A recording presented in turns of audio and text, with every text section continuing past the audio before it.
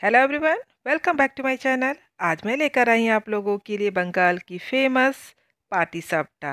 पीठा तो आपने कई तरह के खाए होंगे, लेकिन उन पीठों में से ये पीठा बहुत स्पेशल है। बंगाल की फेमस पाटी सापटा, जिसे आप एक बार खाएंगे ना, आपके मुंह में ये घुल जाएगा। ये इतनी स्वादिष्ट होती है कि आप इसे बार बार बनाकर खाएंगे। तो चलिए इस मज़ेदार सी रेसिपी को बनाना शुरू करते हैं। तो हमने यहाँ पे सबसे बड़ा एक बाउल लिया है, उसमें लिया है 1 कप भरकर चावल का आटा, और इसके साथ ही हाफ कप हमने लिया है यहाँ पे मैदा, और साथ ही 1/4 कप लिया है सूजी। और इसमें डाल रहे हैं यहाँ पे हाफ कप से थोड़ा कम हमने यहाँ पे पिसी हुई चीनी लिए हैं। पिसी हुई चीनी देने से ये आसानी से घुल जाता है, इसलिए हमने यहाँ पे पिसी हुई चीनी ली है।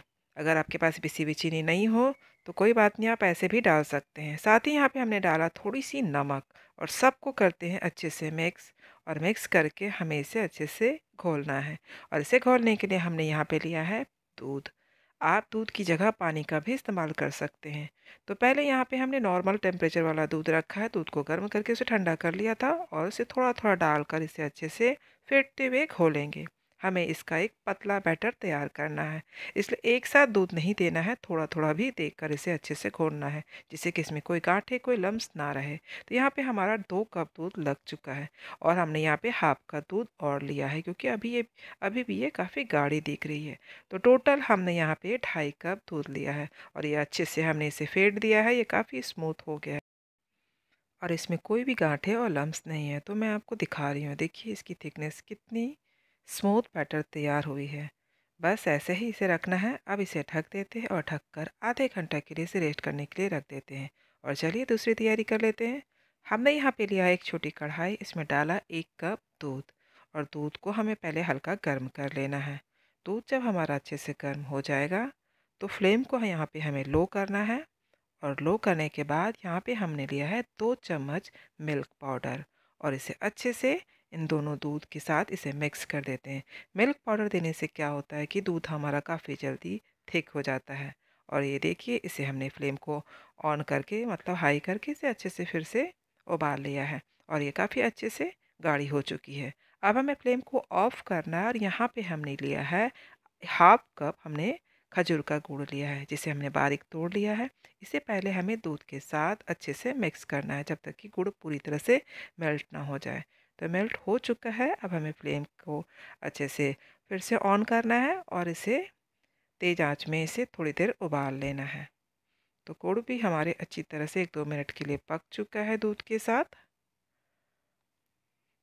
तो देखिए, हमने इसे लगातार चलाते हुए अच्छे से पका लिया है। और फिर से हमें क्या करना है, फ्लेम को लो करना है। और यहाँ पे हमने एक नारियल लिया है, जिसे बारीक ग्रेट कर लिया है, और एक नारियल को लेकर ये गुड़ में इसे डाल देते हैं, और इसे अच्छे से मिक्स करते हैं।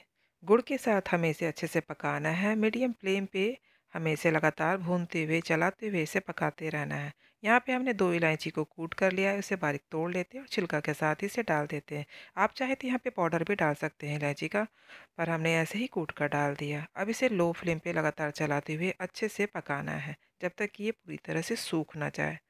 तो नारियल को हमने अच्छे से 5 से 6 मिनट के लिए लगातार चलाते हुए पका लिया। उसका सारा पानी सूख चुका है, और देखिए पैन भी छोड़ने लगा है। बस इससे ज़्यादा इसे नहीं भूनना है। बस फ्लेम को कर देते हैं ऑफ, और इसे एक थाली में ट्रांसफ़र करके ठंडा होने के लिए रख देते हैं। यहाँ पर अगर आपके पास खजूर का गुड़ ना हो तो आप यहाँ पे गन्ने का गुड़ भी डाल सकते हैं, या फिर चीनी भी डाल सकते हैं। आपके पास जो हो उसका इस्तेमाल करें। हमारे यहाँ खजूर का गुड़ मिलता है, इसलिए ये रेसिपी खजूर के गुड़ से ही बनती है, काफ़ी स्वादिष्ट लगती है। और इसे रख देते हैं ठंडा होने के लिए। और चलिए देखते हैं हमारे बैटर का क्या हाल हुआ है। तो ये बैटर हमारा फूल कर थोड़ा और भी गाढ़ा हो गया है। हमें इसे थोड़ा और पतला करना है, तो इसमें थोड़ा सा दूध हमें और डालना पड़ेगा। तो यहाँ पे हमने हाफ कप दूध और लिया है, और इसे डालकर अच्छे से मिक्स कर देते हैं। बस इसकी थिकनेस बिल्कुल ठीक है, इससे ज़्यादा इसे पतली और नहीं करनी है। तो चलिए इसे बनाना शुरू करते हैं। हमने यहाँ पे एक पैन लिया, उसमें डाला थोड़ी सी तेल। इसमें तेल ज़्यादा बिल्कुल नहीं लगती है। उसे एक ब्रश के सहायता से अच्छे से चारों तरफ फैला देते हैं, और इसमें हमने 2 कलछुन थोड़ा थोड़ा करके डाला, और उसे अच्छे से हल्के हाथों से फैलाते हैं। उसे ज़्यादा फैलाने की ज़रूरत नहीं है, ये बिल्कुल छोटी छोटी बनती है। और बीच में हमने वो नारियल का जो बनाया, उसे मुट्ठी से हमने मोड़ लिया, और इसे डालकर इसे अच्छे से धीरे धीरे करके मोड़ देते हैं। जब इसका ऊपरी भाग सूख जाएगा तभी उसमें हम नारियल डालेंगे। तो 1-2 मिनट के लिए हमने उसे अच्छे से पकने दिया और वो ऊपर का भाग जब सूख गया तो उसमें नारियल डालकर इसे तुरंत लपेट दिया। ये काफ़ी जल्दी बन जाता है। तो चलिए हमारा पहला पाटीसैपटा बनकर तैयार हो गया है।